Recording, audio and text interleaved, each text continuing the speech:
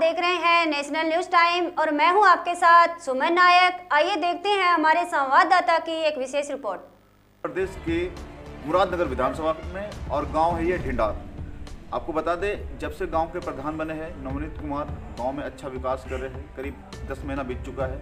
आज हम इनसे रूबरू करवाते हैं, आज बात करते हैं इनसे 10 महीना में इन्होंने गांव में क्या विकास किया है। सबसे पहले नवनीत जी, हमारा स्वागत है हमारे प्रोग्राम में। आपको बहुत बहुत धन्यवाद और मैं न्यूज़ का भी बहुत बहुत धन्यवाद देना चाहूँगा। देखिए, मैं नवनीत कुमार नहवाल, गांव जलालपुर ढिंडार से वर्तमान प्रधान। और गांव के विकास पे अगर हम बात करें, देखिए जब से कार्यभार संभाला है और कार्यभार संभालने से 2 साल पहले से ही मैं तो मेरे कार्य में लग गया था और वही कार्य अभी भी कर रहा हूँ, क्योंकि ये किसी की भी नज़र से अछूता नहीं है कि वर्तमान समय में ग्राम पंचायतों में धन का बहुत अधिक अभाव है। धन के बहुत अधिक अभाव के कारण जो विकास के बड़े कार्य थे, जिसमें इंटरलॉकिंग, नालियों का निर्माण या जितने भी और अन्य बड़े कार्य थे, स्ट्रीट लाइट, ये सभी कार्य हर जगह पूर्ण रूप से हो पाने संभव नहीं है। लेकिन उसके बावजूद भी जितना कार्य हम कर सकते हैं, जैसे अभी हमने अपने टाइड फंड में हमारे पास कुछ धन था, चैनलों का निर्माण कराया, नाली रिपेयर कराई हैं, लगभग 45 के आसपास हमने स्ट्रीट लाइटें भी गाँव के अंदर लगाई हैं, तालाब की सफाई कराई हैं। तालाब की सफाई कराने के साथ साथ तालाब के जो गलकटी तालाब हमारे गांव का है, हमारे गांव के बच्चों को रनिंग के लिए प्रॉब्लम रहती थी, तो वहाँ पे रनिंग ट्रैक बनाया।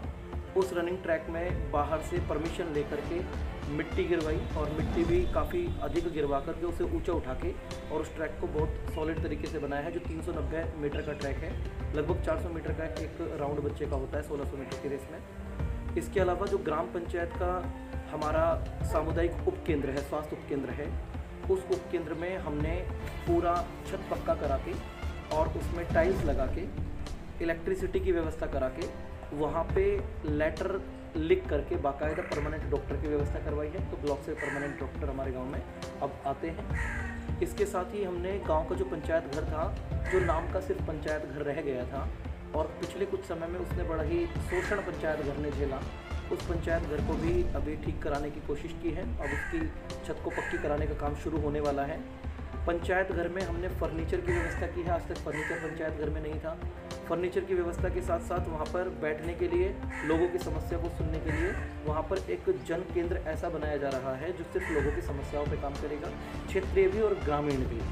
इसके साथ वहाँ पर कंप्यूटर की व्यवस्था करके और कैमरों की व्यवस्था हमने सबसे पहले किया, क्योंकि सुरक्षा सबसे बड़ा हाँ, इससे रास्ते खराब हो जाएंगे और हमें आवश्यकता नहीं है टंकी की। लेकिन लोगों का विरोध सहते हुए मैंने इस कार्य को करने में पूरा प्रयास किया कि ये कार्य पूर्ण हो, क्योंकि हमारे गांव में अनुसूचित जाति, वाल्मीकि समाज, जाटव समाज, प्रजापति समाज, कश्यप समाज, सुनार समाज, मुस्लिम समाज, ये वो वर्ग है जिसमें प्रत्येक व्यक्ति इतना सक्षम नहीं है, क्योंकि दैनिक मजदूरी पे आधारित लोग हैं। ये इतने सक्षम नहीं है कि अपने घर में हर कोई समरसेबल कर सके।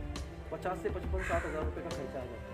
इसीलिए इन लोगों की प्राथमिकताओं को ध्यान में देते हुए, विरोध को सहते हुए मैंने इस कार्य को नहीं रुकने दिया और ये कार्य अब गांव में चल रहा है। कुछ ही दिनों में हमारे जाटव समाज में टंकी की, नलकूप की लाइन बिछनी शुरू हो जाएगी। जैसे प्रधान जी, अहम सवाल आ रहे हैं यहाँ पे, जैसे कि आपके पास 4 साल अभी भी टाइम है और यहाँ पे जो गाँव में जो बेरोजगार युवा घूम रहे हैं, उनके रोजगार दिलाने के लिए आप अपने प्रधानी के माध्यम से क्या कर रहे हैं? देखिए, प्रधानी के माध्यम से मैं क्या कर रहा हूँ ये मैं बाद में बताऊँगा, लेकिन प्रधान होने से पहले मैं एक शिक्षक हूँ, एक अध्यापक हूँ। वो अध्यापक जिसने अपनी सरकारी नौकरी को छोड़ करके, एक उच्च श्रेणी के पद को छोड़ करके और बच्चों की शिक्षा के लिए कार्य किया है, निरंतर प्रतियोगी परीक्षाओं की तैयारी कराई है। मेरे गांव के बच्चों का उस चीज़ पर इतना अधिक प्रभाव है कि आज भी मैंने मेरे गांव के बच्चों को वैशाली इंटरनेशनल स्कूल के अंदर एक कमरा तैयार करके दिया है, प्रोजेक्टर स्क्रीन लगा के दी है, इन्वर्टर व्यवस्था करके दी है, फर्नीचर व्यवस्था करके दी है, ताकि लाइव उनकी क्लास मेरी चल सके। लेकिन बच्चे क्लासरूम पिछले कुछ समय से नहीं खोल रहे, वो जाके वहाँ बैठ के नहीं पढ़ रहे।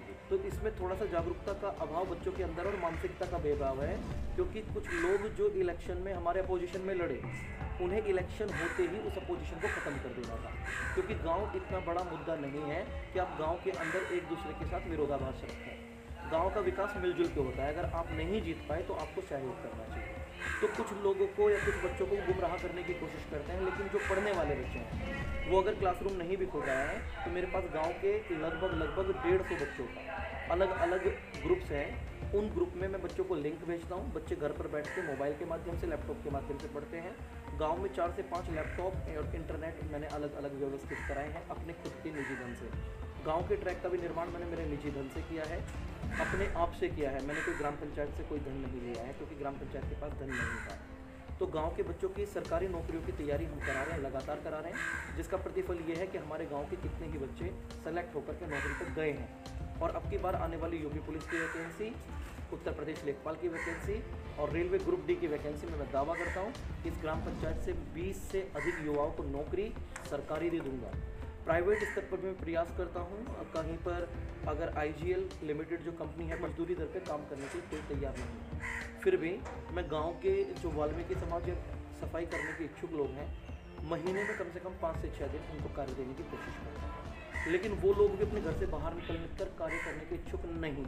समस्या ये है कि मेरी इच्छा है कि मैं काम दूँ, लेकिन प्रत्येक व्यक्ति की इच्छा नहीं है वो आके काम करे। मतलब आपका कहना है कि मैं काम देने के लिए तैयार हूँ, लेकिन वो काम करना नहीं चाहते? बिल्कुल नहीं करना चाहते हैं, इस चीज़ में कोई दो राय नहीं है। क्योंकि मैं इस मैसेज को और भी गांव इस आपके माध्यम से, चैनल के माध्यम से लोगों को देना चाहता हूं, क्योंकि सबसे बड़ी समस्या किसी भी ग्राम पंचायत के अंतर्गत अगर आती है तो वो कम्युनिकेशन यानी कि संचार और सफाई है। संचार के लिए मेरे पास समय का अभाव रहता है, मैं मानता हूँ इस चीज़ को, लेकिन वो समय का अभाव इसलिए रहता है क्योंकि मैं गांव के बच्चों को शिक्षित कर रहा होता हूँ। ये क्षेत्र में गांव के लोगों की समस्याओं के लिए गाजियाबाद विकास भवन में, तहसील मोदीनगर में, ब्लॉक मुरादनगर में या किसी सामुदायिक केंद्र में या किसी हॉस्पिटल में गाँव के लोगों की ही लड़ाइयाँ लड़ता रहता हूँ। मैं संघर्ष गाँव के लोगों के लिए बाहर रह के करता रहता हूँ। इसीलिए मैं गाँव में 12 बजे तक मैं क्लासेस पढ़ाता हूँ, उसके बाद मैं गांव में समय देता हूँ। लेकिन आज तक कोई भी एक व्यक्ति ग्राम पंचायत का ये नहीं कह सकता कि उस व्यक्ति का कार्य मैं ना करवा पाया हूँ। अपने विगत कुछ समय में ही मैंने अपने संबंधों को इतना प्रकट करने का प्रयास किया है। जैसे वर्तमान स्थिति में एक छोटा सा उदाहरण मैं देना चाहूँगा कि जब हमारे माननीय प्रधानमंत्री नरेंद्र मोदी जी बने थे 2014 में और उन्होंने विदेशी यात्राएँ शुरू की थी, तो उनका बड़ा विरोध हुआ था कि वो सरकारी धन का दुरुपयोग कर रहे हैं। कुछ इसी तरीके से जब मैं प्रधान बना गांव का, तो मैंने भी बाहरी क्षेत्र में यात्राएं अधिक शुरू कर दी। तो इसका बड़ा क्या कहते हैं विरोध हुआ कि लोगों ने कहा कि समय कम दे रहा है, लेकिन लोग नहीं समझते कि जो झगड़े हैं, मुद्दे हैं, समस्याएं हैं, आसपास की क्षेत्रीय समस्याएं हैं, वो आसपास के लोगों के साथ मिलकर बैठकर ही समाधान निकलेगा। जैसे आज यूक्रेन मुद्दे पर यूक्रेन अमेरिका से ज़्यादा भारतीय सहयोग की अपेक्षा रखता है और यूक्रेन जानता है कि भारतीय प्रधानमंत्री नरेंद्र मोदी अगर मध्यस्थता में आ गए तो समाधान निकल जाएगा। तो जो पावर उस प्रधानमंत्री की है, माननीय प्रधानमंत्री के हमारे, वो हमारे लिए एक उदाहरण है। हम छोटे प्रधान, हम प्रधान हैं, वो प्रधान के आगे मंत्री भी हैं पूरे देश के। तो अगर हम भी प्रयास करें और एक दूसरे के सहयोग के साथ आसपास की ग्राम पंचायत से मिलकर चलें तो कार्य को बहुत अधिक आगे बढ़ा सकते हैं। रोजगार की आपने बात की, तो हमारे आसपास की कुछ ग्राम पंचायतों के पास LMC की ज़मीन है। सरकार के पास हम कुछ पायलट प्रोजेक्ट इस तरीके के लेके जा सकते हैं कि सरकार वहाँ निवेश करे, फैक्ट्री लगे या सोलर पैनल्स लगे, कोई भी किसी भी अन्य माध्यम से बहुत सारी चीज़ें हैं करने के लिए। लोगों कुटीर उद्योग बहुत सारे हैं, सरकार देने की इच्छुक है, लेकिन लोग करने के इच्छुक नहीं है।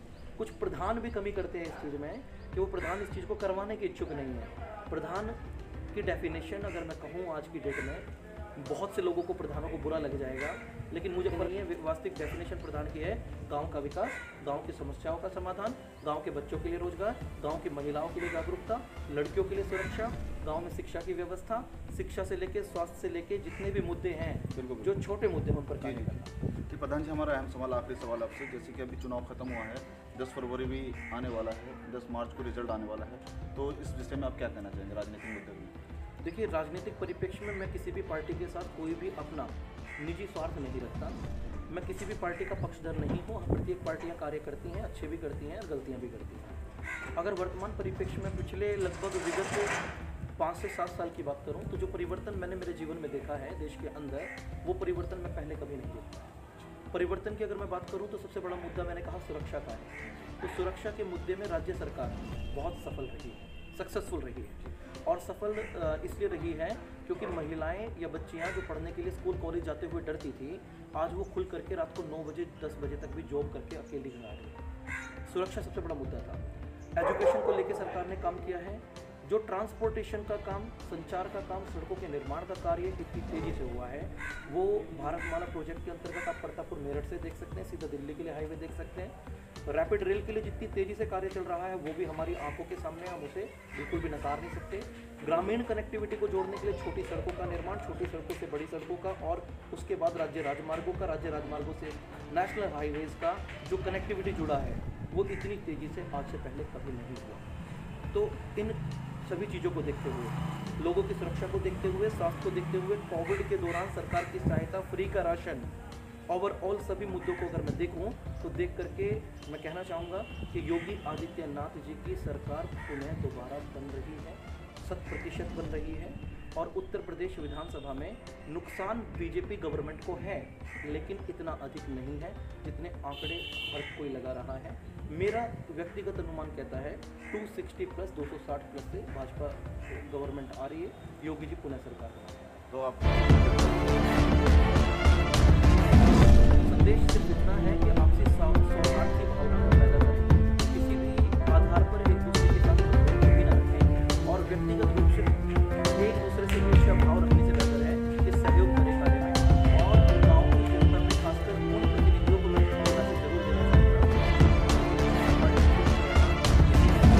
कारणवश गाँव उन्हें स्वीकार नहीं कर पाया, तो मेरे सौभाग्यवश गाँव ने स्वीकार किया, तो इसे स्वीकार करें, एक्सेप्ट करें, सहयोग करें, क्योंकि प्रधान आप लोग सिर्फ प्रधान बनने के लिए लड़ाई नहीं लड़ रहे थे, हम विकास के लिए लड़ाई लड़ रहे थे। अगर वो विकास की लड़ाई आप सबके माध्यम से। अगर आपको हमारा वीडियो पसंद आया हो तो इसे लाइक करें, हमारे चैनल को सब्सक्राइब करें और हाँ, बेल आइकन दबाना ना भूलें ताकि आप तक हमारे वीडियो की नोटिफिकेशन पहुंचती रहे। आप अपना सुझाव हमें कमेंट बॉक्स में दे सकते हैं। हमारे साथ जुड़ने के लिए शुक्रिया।